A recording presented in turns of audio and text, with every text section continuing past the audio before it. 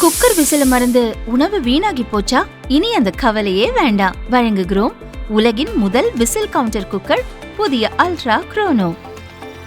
Ultra என்றால் ஆரோக்கியம். வணக்கம். செய்தி சுருக்கம். பெரம்பூர் எம்எல்ஏ அலுவலகத்தை திறந்து வைத்தார் சிஎம் விஜய். சட்டசபை தேர்தலில் வெற்றி பெற்று முதல்வரான பிறகு முதல் முறையாக தமது பெரம்பூர் தொகுதிக்கு சென்ற முதல்வர் விஜய்க்கு மக்கள் உற்சாக வரவேற்பு அளித்தனர். பெரம்பூரில் எம்எல்ஏ அலுவலகத்தை திறந்து வைத்த அவர் அங்குள்ள வசதிகள் குறித்து அதிகாரிகளிடம் கேட்டறிந்தார். அங்கு அமைக்கப்பட்டுள்ள இ சேவை மையத்தை திறந்து வைத்ததுடன் தொகுதி மக்களிடம் கோரிக்கை மனுக்களையும் பெற்றார். பெரம்பூர் மக்களின் குறைகளை கேட்டறிவதற்காக பிரத்யேகமாக உருவாக்கப்பட்ட செல்போன் செயலியை அறிமுகம் செய்து வைத்தார். எம்கேபி நகரில் ரேஷன் கடைகள் ஆய்வு நடத்திய முதல்வர் விஜய் 73,000 புதிய ஸ்மார்ட் ரேஷன் கார்டு வழங்கும் பணியை தொடங்கி வைத்தார். தனது தொகுதி பயனாளிகளுக்கு ஸ்மார்ட் ரேஷன் கார்டுகள் வழங்கி அரிசி, பருப்பு, எண்ணெய் உள்ளிட்ட பொருட்களை வழங்கினார். பிறகு வியாசர்பாடியில் உள்ள மின்சார பஸ் சார்ஜிங் ஸ்டேஷனை பார்வையிட்டார். மின்சார பஸ்ஸில் உட்கார்ந்து வசதிகளை பார்த்து அங்கிருந்த ஊழியர்களுடன் போட்டோ எடுத்துக் கொண்டார். லீசுக்கு வாங்கிய நிலத்தை அபே செய்ய முயற்சி. திமுக மாஜி அமைச்சர் மீது வழக்கு பதிவு. திமுக முன்னாள் அமைச்சர் தாமு அன்பரசன் மீது நில அபகரிப்பு புகார் தொடர்பாக வழக்கு பதிவு செய்யப்பட்டுள்ளது. 2024 லோக்சபா தேர்தலின் போது முன்னாள் அமைச்சர் தாமு அன்பரசன் சென்னையைச் சேர்ந்த தொழிலதிபர் ராஜேஷ் சோமசுந்தரம் என்பவரை அணுகியுள்ளார். பரங்கிமலையில் ராஜேஷுக்கு சொந்தமான 5,500 சதுரடி நிலத்தை தேர்தல் அலுவலகம் அமைப்பதற்காக 6 மாதம் குத்தகைக்கு எடுத்துள்ளார். ஆனால் குத்தகை காலம் முடிந்தும் இடத்தை காலி செய்து தரவில்லை. 2 ஆண்டுகளாக வாடகையும் தரவில்லை. அன்பரசன் சார்பாக குத்தகை ஒப்பந்தம் செய்தவர்களை தொடர்பு கொள்ள முயற்சித்த போது அவர்கள் போலியாக முகவரி கொடுத்து ஏமாற்றியதும் தெரிய வந்தது.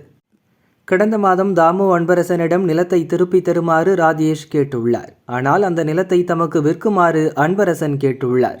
விருப்பம் இல்லை என ராஜேஷ் கூறிய பிறகும் நிலம் ஒப்படைக்கப்படவில்லை. இது தொடர்பாக முதல்வரின் தனிப்பிரிவில் ராஜேஷ் சோமசுந்தரம் புகார் அளித்தார். பரங்கிமலை போலீசார் விசாரணை நடத்தினர். குற்றச்சாட்டில் முகாந்திரம் இருப்பது தெரியவந்த நிலையில் திமுக முன்னாள் அமைச்சர் தாமு அன்பரசன் மீது வழக்கு பதிவு செய்துள்ளனர். ஏற்கனவே திமுக முன்னாள் அமைச்சர்கள் செந்தில் பாலாஜி, வேலு, சிவசங்கர் ஆகியோர் மோசடி, ஊழல் வழக்குகளில் விசாரணை வலயத்தில் உள்ள நிலையில் தற்போது தாமு அன்பரசன் நில அபகரிப்பு புகாரில் சிக்கியுள்ளார். அடுத்தடுத்து பாயும் புகார்கள். அரசுகுமாரரிடம் ஏமாந்த 59 பள்ளிகள், முடக்கப்பட்டது 24 வங்கி கணக்குகள். தமிழகத்தில் செயல்படும் தனியார் பள்ளிகள் புதிய அங்கீகாரம் பெறவும், ஏற்கனவே உள்ள அங்கீகாரத்தை புதுப்பிக்கவும், பள்ளியை தரம் உயர்த்தவும் பல நடைமுறைகள் உள்ளது. பள்ளி கட்டிடம் அனுமதி, டிடிசிபி, சிஎம்டிஏ அனுமதி, அரசு துறைகளிடம் இருந்து தடையில்லா சான்றிதழ் பெற நீண்ட காலம் எடுக்கும்.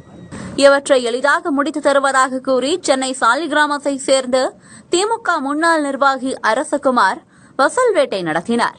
தமிழ்நாடு தனியார் பள்ளிகள் சங்கம் என்ற பெயரில் பதிவு செய்யப்படாத ஒரு அமைப்பை நடத்தி வந்துள்ளார்.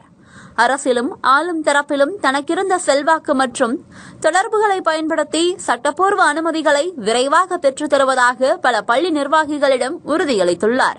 பள்ளி அங்கீகாரத்திற்காக 35 லட்சம் முதல் 50 லட்சம் வரையிலும், என்ஓசி சான்றிதழுக்காக 5 லட்சம் வரையிலும், தரம் உயர்த்துவதற்கு பல லட்சம் ரூபாயும் லஞ்சமாக வசூலிக்கப்பட்டதாக குற்றச்சாட்டு எழுந்துள்ளது.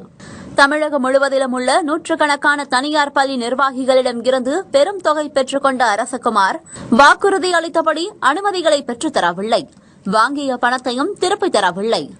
இந்த வகையில் சுமார் 100 கோடிக்கும் மேல் லஞ்சமாக வசூலித்து மோசடி செய்யப்பட்டிருப்பது தெரியவந்துள்ளது. இதுகுறித்து தமிழ்நாடு தனியார் பள்ளிகள் சங்கங்களின் கூட்டமைப்பு அரசகுமார் மீது புகார் அளித்தது. சென்னை மத்திய குற்றப்பிரிவு போலீசார் வழக்கு பதிவு செய்து விசாரணை நடத்தினர்.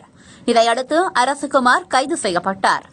அரசகுமார் கைது செய்யப்பட்டதை தொடர்ந்து அவரிடம் பணம் கொடுத்து ஏமாந்த பள்ளி நிர்வாகிகள் அடுத்தடுத்து புகார் அளிக்க தொடங்கியுள்ளனர். இதுவரை 59 தனியார் பள்ளிகள் அதிகாரப்பூர்வமாக புகார் அளித்துள்ளனர். இதுவரை புகார் அளித்த 59 பள்ளிகளிடம் மட்டும் சுமார் 7.34 கோடி வரை மோசடி செய்யப்பட்டுள்ளது முதற்கட்ட விசாரணையில் தெரியவந்துள்ளது. வழக்கு விசாரணை தொடர்பாக அரசகுமார் மற்றும் அவரது அமைப்போடு தொடர்புடைய 24 வங்கிக் கணக்குகளை போலீசார் முடக்கியுள்ளனர். மோசடி செய்த பணத்தை கொண்டு எங்கெல்லாம் முதலீடுகள் செய்யப்பட்டுள்ளன என்பது குறித்து விசாரித்து வருகின்றனர். மேலும் பணத்தை இழந்த பிற பள்ளி நிர்வாகிகளும் தைரியமாக வந்து புகார் அளிக்கலாம் என அறிவிக்கப்பட்டுள்ளது. தவிக பேச்சாளருக்கு பதவி வழங்கிய முதல்வர். தமிழக அரசின் பாடநூல் கல்வியியல் பணிகள் கழகத்தின் தலைவராக தவிக பேச்சாளர் லயோலா மணி நியமிக்கப்பட்டுள்ளார். அவருக்கான பணி நியமன ஆணையை முதல்வர் விஜய் வழங்கினார். கல்வித்துறையின் முன்னேற்றத்திற்காக முழு அர்ப்பணிப்புடன் செயல்படுவேன் என மணி உறுதியளித்தார். லயோலா மணி 3 ஆண்டுகள் வரை பாடநூல் கழக தலைவராக நீடிப்பார். கடந்த திமுக ஆட்சியில் பாடநூல் கழக தலைவராக அக்கட்சியின் பேச்சாளர் திண்டுக்கல் லியோனி இருந்தார். அதற்கு முந்தைய அதிமுக ஆட்சியில் இத்துறையின் தலைவராக முன்னாள் அமைச்சர் வளர்மதி இருந்தார். தமிழக பாடநூல் மற்றும் கல்வியியல் பணிகள் கழகம் பள்ளிகளுக்கு பாட புத்தகங்கள் தயாரித்து அச்சிட்டு விநியோகம் செய்வதற்காக தமிழக அரசால் ஏற்படுத்தப்பட்ட அரசு நிறுவனம். 1 முதல் 12ஆம் வகுப்பு வரை தமிழ் மற்றும் ஆங்கில வழி பாடல் நூல்கள், சிறுபான்மை மொழி பாட நூல்கள், மேல்நிலைப் பள்ளிகளுக்கான தொழிற்கல்வி பாட புத்தகங்கள், ஆசிரியர் பட்டய பயிற்சிக்கான பாட புத்தகங்கள் மற்றும் பல்நுட்ப கல்லூரிக்கான பாட புத்தகங்கள் ஆகியவற்றை தயாரிக்கும் பணியை செய்து வருகிறது. இந்நிறுவனம் பல்வேறு அரிய நூல்களை மறுபதிப்பு செய்யும் பணிகளை மேற்கொள்வதோடு மொழிபெயர்ப்பு பணிகளையும் மேற்கொண்டு வருகிறது. போன் போட்டதும் வந்திறங்கிய கும்பல் டோல்கேட் ஊழியர்களை தாக்கி அராஜகம்.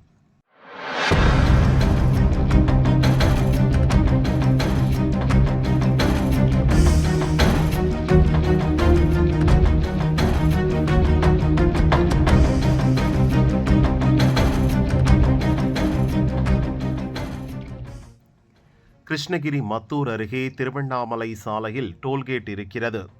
அந்த வழியாக மாடுகளை ஏற்றி வந்த டெம்போவுக்கு கட்டணம் செலுத்துமாறு ஊழியர்கள் கேட்டுள்ளனர்.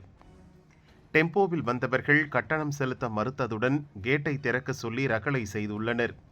டோல்கேட் ஊழியர்கள் வாகனத்தை அனுமதிக்க மறுத்தனர். இதனால் வாக்குவாதம் ஏற்பட்டது. டெம்போவில் வந்தவர்கள் யாருக்கோ போன் போட்டனர். சிறிது நேரத்தில் பிக்கப் வாகனத்தில் வந்திறங்கிய சுமார் 20க்கும் மேற்பட்ட இளைஞர்கள் டோல்கேட் ஊழியர்கள் ஹரீஷ், உதயகுமார் ஆகியோரை கும்பலாக சேர்ந்து சரமாரியாக தாக்கினர்.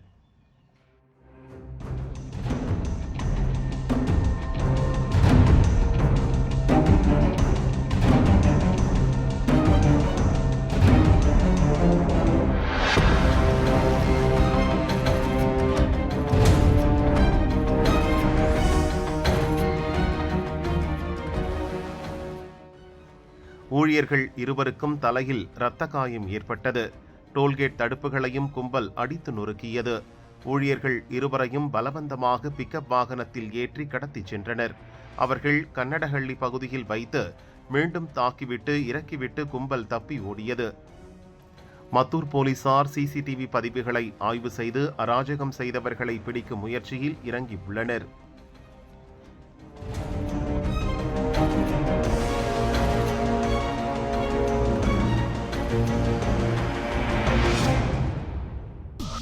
குதிரை பேரத்தை தடுக்க சட்ட திருத்தம் வேண்டும். நாட்டுக்கே தவறான வழிகாட்டல் ஆகிவிடும். குதிரை பேர அரசியலுக்கு முற்றுப்புள்ளி வைக்க சட்ட திருத்தம் கொண்டுவர வேண்டியது அவசியம் என கிருஷ்ணசாமி கூறினார். தமிழ்நாட்டினுடைய முதலமைச்சராக விஜய் அவர்கள் பதவியேற்றது முதல் தொடர்ச்சியாக ஜனநாயகத்திற்கு விரோதமாக, அரசியல் மாண்புகளுக்கு எதிராக பகிரங்கமாக சட்டமன்ற உறுப்பினர்களை வேறு முகாம்களிலிருந்து இழுக்கக்கூடிய குதிரை பேர நிகழ்ச்சிகள் நடந்து கொண்டே இருக்கின்றன. எனவே இதற்கு முற்றுப்புள்ளி வைக்க வேண்டும் என்று நேற்றைய தினம் மேதகு ஆளுநர் அவரிடத்தில் நான் மனுளித்தேன். மேலும் இதுபோன்று கடந்த 2 மாதங்களுக்கு முன்பு நடைபெற்ற சட்டமன்ற தேர்தலில் போட்டியிட்டு வெற்றி பெற்ற பிறகு வெளிப்படையான காரணங்கள் எதையுமே சொல்லாமல் என்ன காரணத்திற்காக சட்டமன்ற உறுப்பினர்கள் ராஜினாமா செய்கிறார்கள், ராஜினாமா செய்ய கையோடு ஆளுங்கட்சியான தவிக இணைகிறார்கள் என்பது குறித்து விசாரணை செய்ய வேண்டும் என்றும் நான் மனளித்திருந்தேன்.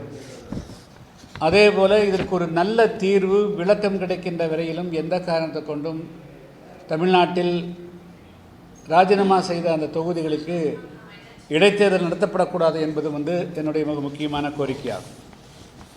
இந்த நேரத்தில் நான் இன்னொரு முக்கியமான வேண்டுகோளை தமிழ்நாட்டிற்குரிய அனைத்து அரசியல் கட்சிகள், திமுக, அதிமுக மற்றும் பாஜக உள்ளிட்ட பல்வேறு அரசியல் கட்சிகளுக்கு வைக்கக்கூடிய வேண்டுகோள், தமிழ்நாட்டில் இப்பொழுது நடைபெறக்கூடிய இந்த குதிரை பேரத்திற்கு ஒரு முற்றுப்புள்ளி வைக்கப்பட வேண்டும் என்று சொன்னால் இங்கிருந்து ஒரு 10-15 கட்சிகளுடைய பிரதிநிதிகள், அதாவது சட்டமன்றத்தில் பங்கு பெறக்கூடிய, சட்டமன்ற தேர்தலில் தீவிரமாக பங்களிக்கக்கூடிய கட்சிகள், இப்பொழுது சட்டமன்ற உறுப்பினர்கள் இருந்தாலும் சரி இல்லாவிட்டாலும் சரி, அந்த கட்சிகளுடைய தலைவர்களை அழைத்து கொண்டு சென்று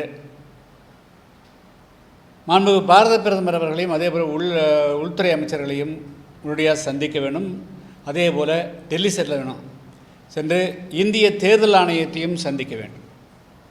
ஒரு அசாதாரணமான சூழல் தமிழ்நாட்டிலே நடந்து வருகிறது. இதை வளரவிட்டால், அதிகரிக்கவிட்டால் நிச்சயமாக இது ஒரு தவறான முன்னுதாரணமாக மாறி இந்தியாவுக்கே ஒரு தவறான வழிகாட்டுதலுக்கு வாய்ப்பளித்துவிடும். எனவே இதற்கு இதுபோல் ஆதாயத்தை தேடி, பதவிகளை தேடி, எதிர்த்தரப்பில் இருந்து ஆளுங்கட்சியை நோக்கி சட்டமன்ற உறுப்பினர் பதவிகளை ராஜினாமா செய்து போகக்கூடிய போக்கிற்கு தடையை விதிக்கக்கூடிய வகையில் அல்லது தீர்வு காணக்கூடிய வகையில் ஆன்டி டிஃபெக்ஷன் லா, கட்சி தாவல் தடை சட்டத்திலும் ஒரு திருத்தம் கொண்டு வரக்கூடிய வகையில் ஜூலை மாதம் 20ஆம் தேதி துவங்க உள்ள நாடாளுமன்றத்திலேயே ஒரு தேர்தல், அதாவது ஒரு சட்டத்தை கொண்டு வருவதற்கு மத்திய அரசு முயற்சி செய்ய வேண்டும் என்பதை வலியுறுத்தக்கூடிய வகையில் தமிழ்நாட்டிற்குரிய திமுக, அதிமுக, பாஜக, புதிய தமிழகம் உள்ளிட்ட கட்சிகள் இணைந்து செயல்பட வேண்டும் என்று இந்த நேரத்தில் நான் கட்சிகளுக்கு வேண்டுகோளாக வைக்கிறேன். ஊரை குப்பை மேடாக்கிய நகராட்சி ரூபாய் 1.95 கோடி அபராதம் கட்ட உத்தரவு.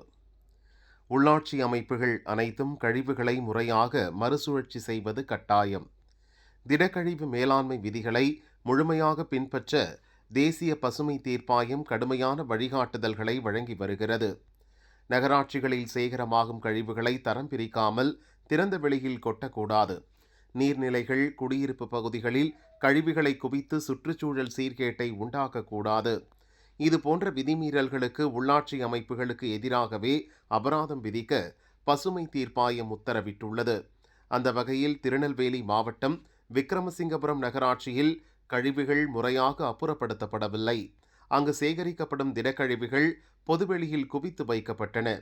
இதனால் அப்பகுதி மக்களுக்கு பெரும் பாதிப்பு உண்டானது சுற்றுச்சூழல் ஆய்வுகளில் தெரிய வந்தது. நகராட்சி நிர்வாகம் திடக்கழிவு மேலாண்மை நடைமுறைகளை முறையாக செயல்படுத்த தவறிய 39 மாதங்கள் கணக்கில் எடுத்துக் கொள்ளப்பட்டன. பசுமை தீர்ப்பாயத்தின் கணக்கீட்டு விதிகளின்படி மாதம் ஒன்றுக்கு 5 லட்சம் வீதம் இழப்பீடு நிர்ணயிக்கப்பட்டது. 39 மாதங்களுக்கு 1.95 கோடி அபராதம் விதிக்கப்பட்டு அதனை உடனடியாக செலுத்துமாறு மாசு கட்டுப்பாட்டு வாரியம் உத்தரவிட்டுள்ளது. கழிவு மேலாண்மையில் நிலவும் அலட்சிய போக்கை உடனடியாக கைவிடுமாறு விக்கிரமசிங்கபுரம் நகராட்சிக்கு மாசு கட்டுப்பாட்டு வாரியம் எச்சரிக்கை விடுத்துள்ளது. இனி மட்கும் கழிவு, மட்கா கழிவு என வீடுகளிலேயே தரம் பிரித்து சேகரிக்கும் முறையை 100% நடைமுறைப்படுத்த வேண்டும். சேகரமாகும் கழிவுகளை குப்பை மேடுகளில் கொட்டாமல் உரம் தயாரித்தல், மறுசுழற்சி முறைகள் மூலம் அப்புறப்படுத்த வேண்டும். சுற்றுச்சூழல் விதிகளுக்கு புறம்பாக செயல்படும் உள்ளாட்சி அமைப்புகள் மீது சட்டப்பூர்வமாக நடவடிக்கைகள் தொடரும் என அதிகாரிகள் கூறினர்.